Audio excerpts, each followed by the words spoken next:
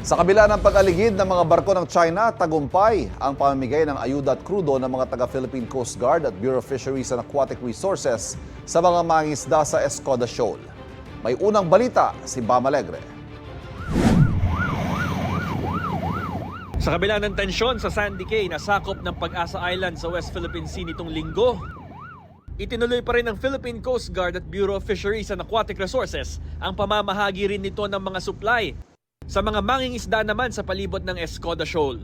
30 nautical miles pa ang layo nila mula sa mismong shoal o bahura dahil sa pangaharang ng China Coast Guard. Mas konti tuloy ang huli nila na iisang tonelada pa lang na isda kahit paubos na ang mga supply. Hirap sir kasi hindi na makapasok sa ibang mga bahura. Diyan lang kami sa mga malalapit. Kaya mahina. Hindi kayo makapasok, sir? Hinaharang kami ng mga Chinese Coast Guard. Katunayan, kahit ang pwesto ng aming BFAR vessel, may mga nakabantay na Chino. Nakikita ninyo sa aking likuran, may dalawang barko ng China Coast Guard na nandito sa ating paligid, nakabantay sa atin habang isinasagawa ng BFAR itong paghahatid ng mga supply sa mga mangingisda malapit dito sa Escoda Shoal. 40 bangka ng mga mangingisda ang nahatira ng ayuda at krudo sa Escoda Shoal. Binili na rin ng BFAR ang mga huli nilang isda at inipon sa fish carrier na MV Mamalakaya ng BFAR. Menos sa gastos. Kaya salamat po kami na may supply na ganitong mga fuel. Ano na kayo katagal sa laot? 2 linggo at 3 araw po.